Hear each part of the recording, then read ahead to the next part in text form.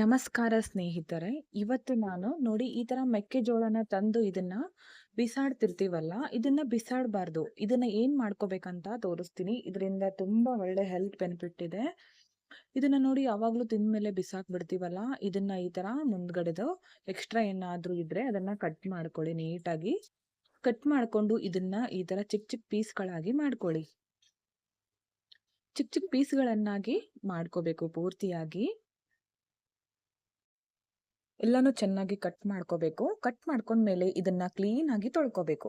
ನೀಟಾಗಿ ತೊಳ್ಕೊಂಡು ಗ್ಯಾಸ್ ಮೇಲೆ ಒಂದು ಬಾಣ್ಲಿನ ಇಟ್ಕೊಳ್ಳಿ. ಅದಕ್ಕೆ ಸ್ವಲ್ಪ ನಾವು ಕುಡಿತೀವಲ್ಲ ಆ ನೀರನ್ನ ಹಾಕಿ. ಕುಡಿಯುವ ನೀರನ್ನ ಹಾಕ್ಬೇಕು. ಕಾದ್ಮೇಲೆ 1.5 ಗ್ಲಾಸ್ ಅಷ್ಟು ಹಾಕ್ತೀನಿ ನೀರು.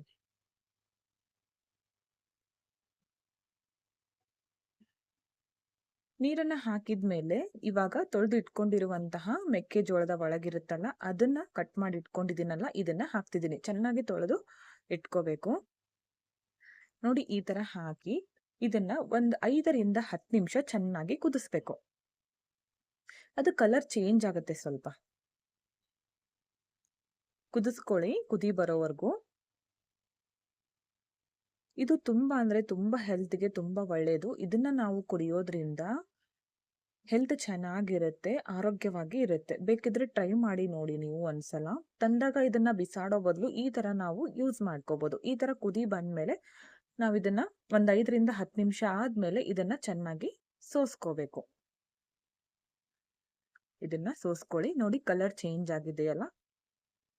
ಇದನ್ನ ಬಿಸಾಡೋ ಬದಲು ನಮ್ಗೆ ಒಂದು ಹೆಲ್ದಿ ಆಗಿರುವಂತಹ ಡ್ರಿಂಕ್ ರೆಡಿ ಆಯ್ತು ನೋಡಿ. ತುಂಬಾ ಅಂದ್ರೆ ತುಂಬಾ ಯೂಸ್ಫುಲ್ ಆಗಿರುತ್ತೆ. ನೀವು ಒಂದ್ಸಲ ಟ್ರೈ ಮಾಡಿ. ಈ ವಿಡಿಯೋ ಇಷ್ಟ ಆಗಿದ್ರೆ ಲೈಕ್ ಮಾಡಿ. ಹಾಗೆ ನೀವು ಒಂದ್ಸಲ ಟ್ರೈ ಮಾಡಿ ನೋಡಿ ಬೇಕಿದ್ರೆ. ಹಾಗೆ ಸಬ್ಸ್ಕ್ರೈಬ್ ಮಾಡ್ಕೊಳ್ದೆ ನೋಡ್ತಾ ಇದ್ರೆ ಚಾನಲ್ ಅನ್ನ ಸಬ್ಸ್ಕ್ರೈಬ್ ಮಾಡ್ಕೊಳ್ಳಿ. ವಿಡಿಯೋನ ಸ್ಕಿಪ್ ಮಾಡದೆ ನೋಡಿದ್ದಕ್ಕೆ thank you friends. Thank you for watching. Thank you.